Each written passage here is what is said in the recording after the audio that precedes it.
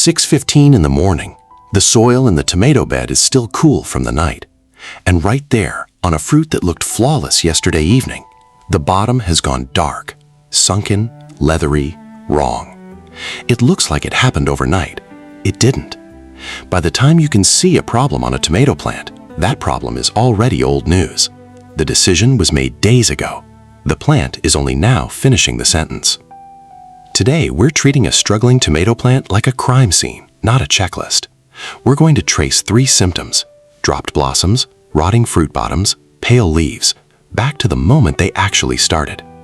Along the way, we'll correct a single most repeated piece of tomato advice on the internet, show you $1 worth of kitchen ingredients that gives your plant a real research-backed edge, and, because the science here is still moving, we'll be honest with you about what's settled and what genuinely isn't. Picture a raised bed behind a house in the Midwest. Early June, the plants are thick and dark green, loaded with flowers. A heat wave rolls through the second week, 3 days near 95 degrees Fahrenheit, nights that never drop below 72. The gardener waters through it, feeds through it, does everything the label says. 2.5 weeks later, the flowers start dropping before they ever open into fruit, and the first ripening tomatoes show that telltale dark bottom. It looks like 2 new problems appearing at once. It's actually one story, told in 2 different tenses. Chapter 1. The timestamp problem. Here's the piece almost nobody explains. A tomato flower doesn't fail the day it drops. According to horticulture specialists at Penn State Extension, heat stress occurring 7 to 15 days before a flower even opens is what determines whether that flower will be able to set fruit. The flower you watched turn yellow and fall off this morning was often already doomed by a hot stretch a week or 2 in the past.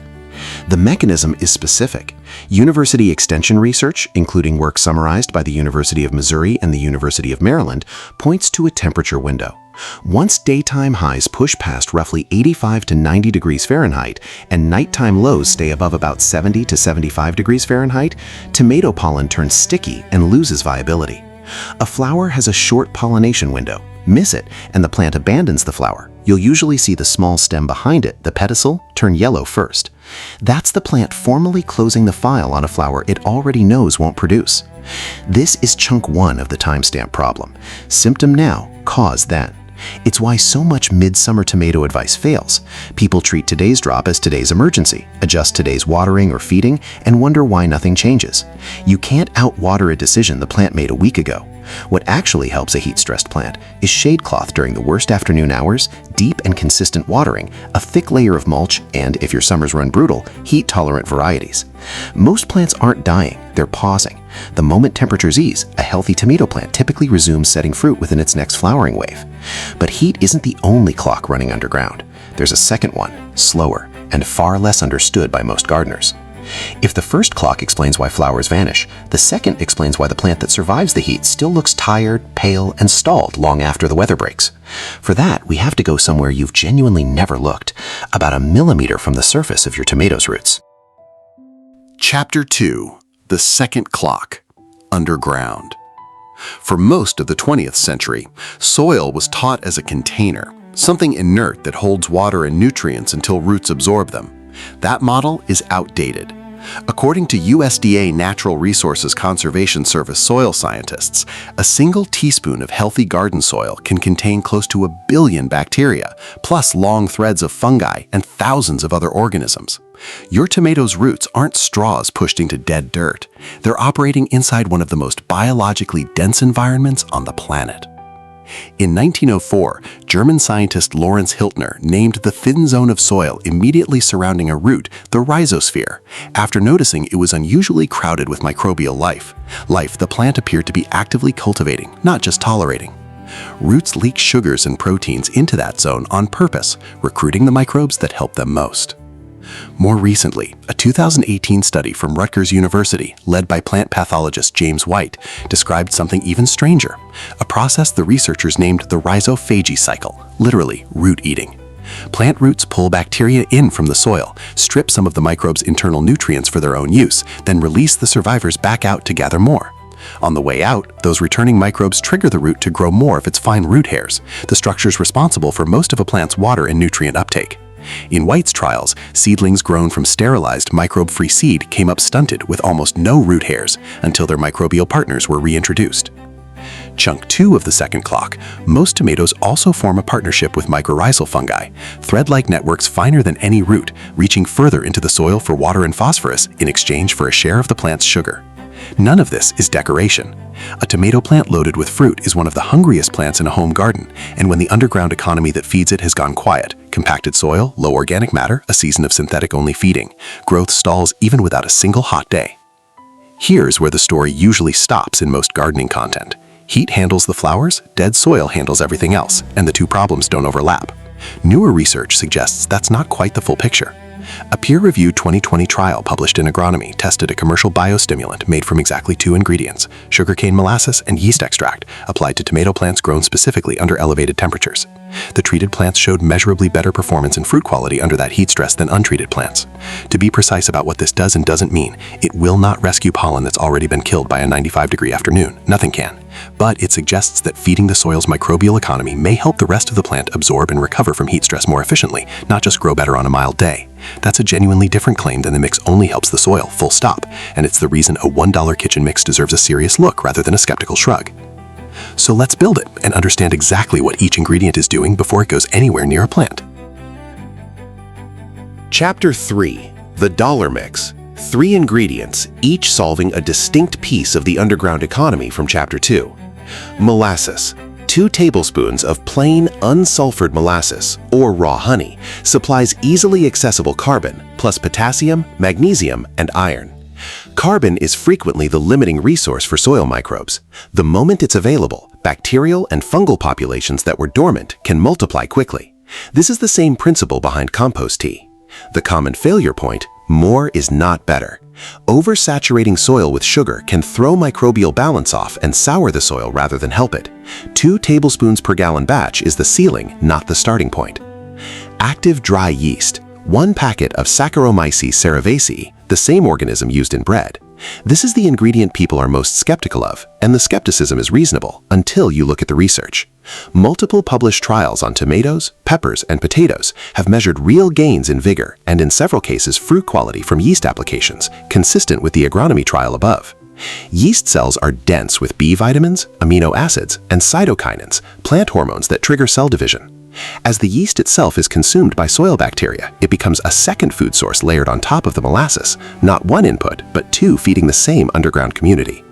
Buttermilk. A half cup contributes lactic acid bacteria, the same family found in yogurt, and a modest amount of calcium into the living soil community. We'll come back to that calcium specifically in the next chapter, because what it can and can't do is where most tomato advice goes wrong. Given time, microbial byproducts from this kind of feeding help bind loose soil particles into stable, crumbly clusters, the structure old-time gardeners called good tilth. Crumbly soil holds water far more evenly than compacted soil, which becomes directly relevant to the next investigation. Speaking of buttermilk and calcium, it's time to correct the most repeated piece of tomato advice there is, and to be honest about exactly how settled that correction really is. Chapter 4. The Blossom and Rot Investigation. For decades, gardeners have been told the dark, sunken bottom on a tomato is a calcium shortage, so the fix has always been eggshells buried at planting, crushed antacid tablets, a handful of Epsom salt. Here's what the evidence actually shows, and where the evidence itself is still catching up with the folklore. What's well established, confirmed across university extension programs from Iowa State to Purdue to the University of Connecticut, calcium moves through a plant in exactly one direction, dissolved in water, traveling upward through the xylem.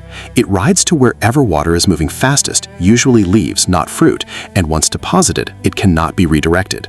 When soil moisture swings between soaked and bone dry, that delivery line breaks down precisely when a developing tomato needs it most. Most extension offices, accordingly, still describe blossom and rot as caused by a localized calcium shortage inside the fruit, a shortage driven by uneven watering, not by a lack of calcium in the ground. Here's the part that's genuinely still being debated, and it's worth knowing about rather than glossing over.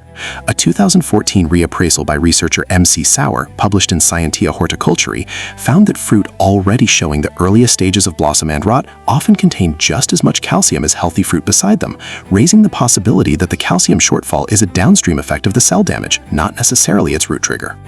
That question hasn't been fully settled in the research community. We're telling you it's contested because it is, and because a documentary that pretends otherwise isn't being honest with you. Here's the reassuring part. The fix is identical either way. Whether calcium delivery failure causes the rot directly or the rot and the calcium shortfall share a common upstream cause, every major extension source agrees on the intervention that actually works: steady, even soil moisture. One deep soak 2 to 3 times a week, reaching down several inches, beats a quick daily splash that only wets the surface. 2 to 3 inches of mulch holds that moisture level between waterings. And the myth within the myth: do not reach for Epsom salt. Epsom salt is magnesium sulfate, 0 calcium, and North Dakota State University Extension notes that excess magnesium actively competes with calcium for uptake, making the rot worse.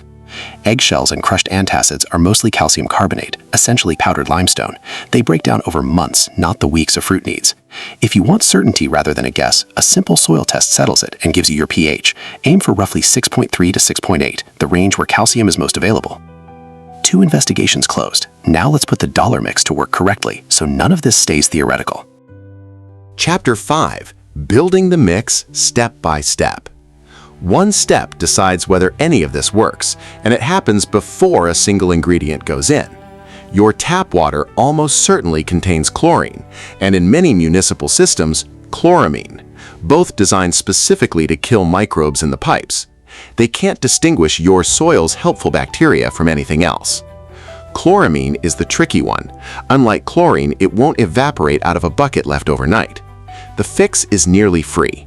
Crush about 1/4 of a standard 1,000 milligram vitamin C tablet into a gallon of water. Ascorbic acid neutralizes both chlorine and chloramine almost immediately. It's the same principle water treatment operators use before releasing treated water back into rivers. The recipe: stir 1 tablespoon of active dry yeast and 2 tablespoons of unsulfured molasses, or honey, into 2 cups of warm water. Aim for roughly 105 to 115 degrees Fahrenheit, comfortably warm to the touch. Colder and the yeast stays dormant, hotter than about 120 degrees Fahrenheit, and you kill it before it wakes up. Let it sit somewhere warm for 10 to 20 minutes until it's foamy and smells faintly of bread. Use it the same day. Left sealed for many hours, it ferments toward alcohol, which is no longer something you want in your tender roots. Once foamy, pour it into your full gallon of dechlorinated water, then stir in your half cup of buttermilk. A teaspoon of garlic powder is an optional, evidence-backed addition. Garlic's natural sulfur compounds have measurable antifungal activity against soil-borne pathogens like Fusarium and Rhizoctonium in published plant pathology research. Applying it. This is a soil drench, never a leaf spray. Everything it does happens at the root zone. Clear weeds from the base, scratch the top inch of soil lightly. Tomato roots run shallow, so keep it shallow. Then pour 1 to 1.5 cups around the base of each mature fruiting plant. Morning or evening, never full midday sun. Every 10 to 14 days is a reasonable rhythm once plants are flowering hard. Never use it on young seedlings, and never boil the water first, which kills the yeast outright. You've built it correctly. Here's what to actually expect, and what this mix genuinely cannot do for you. Chapter 6. Reading the timeline. Forward. Because this works by rebuilding a living microbial community rather than force-feeding the plant a chemical hit, the change shows up on a biological timeline, not a weekend one.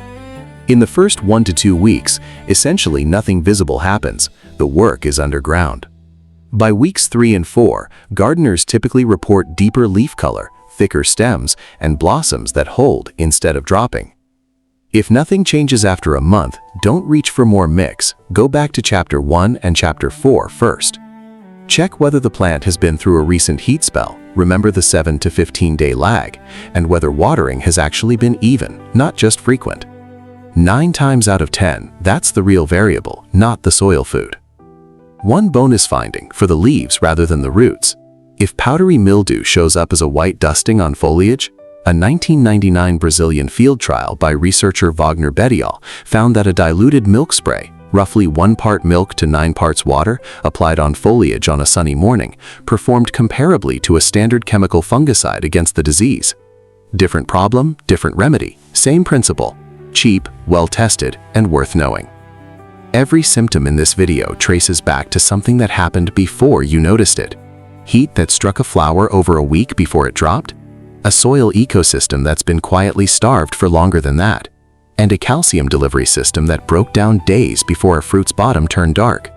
Once you're reading your plant's timeline instead of its symptoms, the fixes stop feeling like guesswork.